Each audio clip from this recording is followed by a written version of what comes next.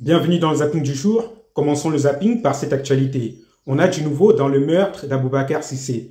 Le meurtrier d'Aboubacar Cissé, qui se nomme Olivier Hadzovic, s'était réfugié en Italie chez un proche parent alors qu'il n'y avait pas de mandat d'arrêt européen contre lui. Et là-bas, sous le conseil de son proche parent, il s'est rendu à la police. Et une fois rendu à la police, il a dit que son meurtre n'était pas motivé par une haine religieuse, mais qu'il a tué la première personne qu'il a vue. Maintenant, passons à l'actualité suivante.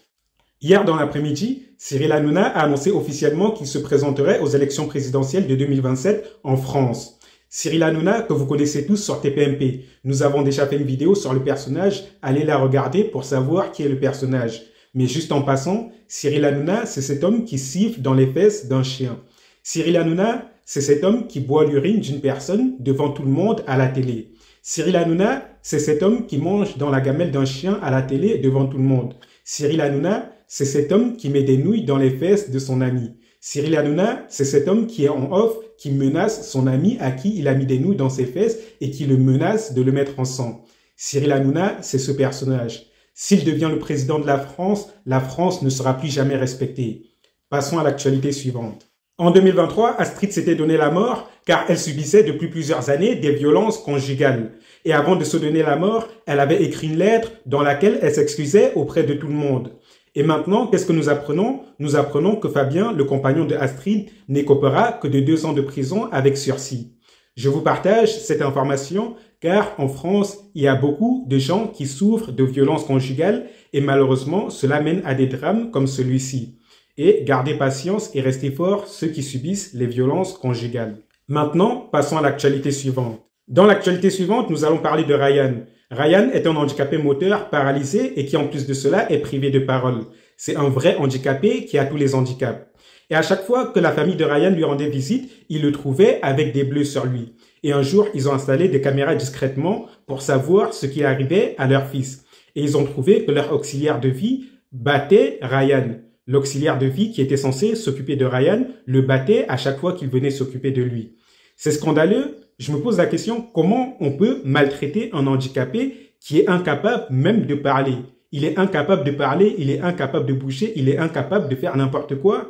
Et toi, ton seul travail, c'est de t'occuper de lui et de gagner de l'argent en t'occupant de lui. Et toi, tu le maltraites, tu le bats. Vraiment, il y a des gens qui ont un mauvais cœur. Passons à l'actualité suivante. Écoutez la folie que cet homme va dire sur BFM TV. Non, je crois pas du tout. Moi, je crois que il faut... Il n'y a pas d'islamophobie en France. Non, il n'y a pas d'islamophobie en France. Je regarde les chiffres. D'abord, il faut ni minimiser, ni instrumentaliser. C'est un drame ce qui se... Pause. Premièrement, il dit que l'islamophobie n'existe pas en France.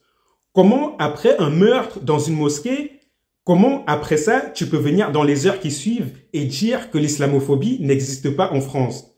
C'est une folie et c'est de l'inconscience d'être aussi culotté et de venir dire ça à la télé devant tout le monde. Dans une mosquée, soit continuons d'écouter. Qu'il ait été assassiné, c'est un drame. En revanche, je regarde les chiffres aujourd'hui, quels sont en matière religieuse les crimes, les atteintes, les faits qui impactent le plus une religion, ce sont les faits antisémites. Ça, c'est l'ordre des choses. Puis je crois que ce sont les faits, c'est la christianophobie, j'allais dire en second. Ce sont les faits, les atteintes sur les églises, donc, il n'y a etc. pas de haine de l'islam en France. Il n'y a pas de haine de l'islam en France.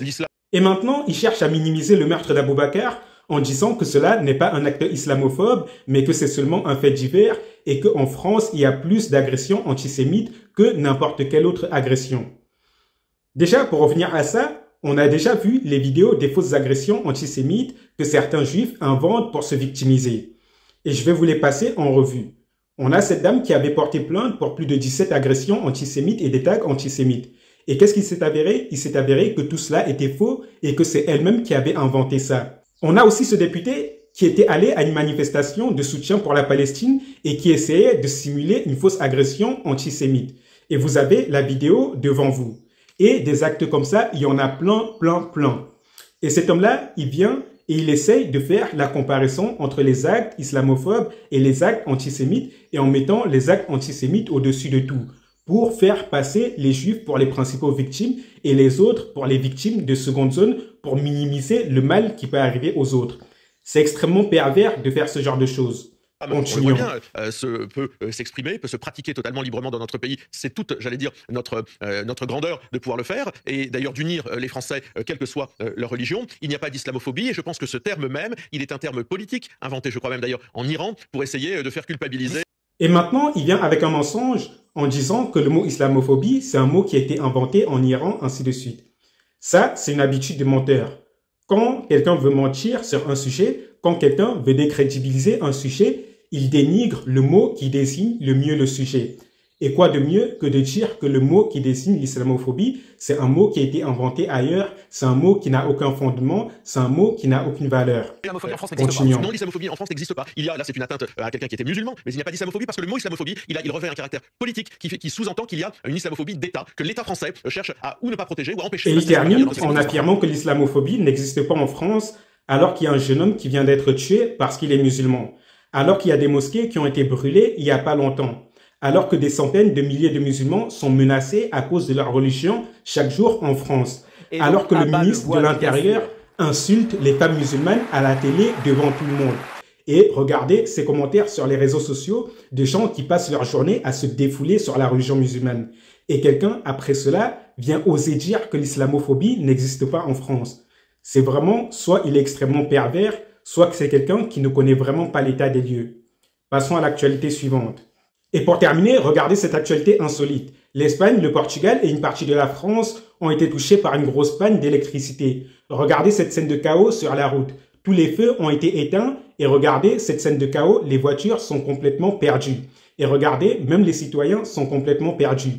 Et c'est là que je me rends compte que sans l'électricité, l'Europe devient comme l'Afrique. Et regardez aussi cette scène dans le métro.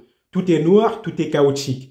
Heureusement qu'on a l'électricité parce que le jour où on n'a pas l'électricité, c'est nightmare, c'est le chaos partout en Europe. Et regardez aussi cette scène sur un plateau de télévision. Les journalistes, ils sont devenus tout noirs. Comme quoi, il n'y a pas que les noirs qui sont invisibles dans le noir. Sur ce, je vous dis à la prochaine vidéo.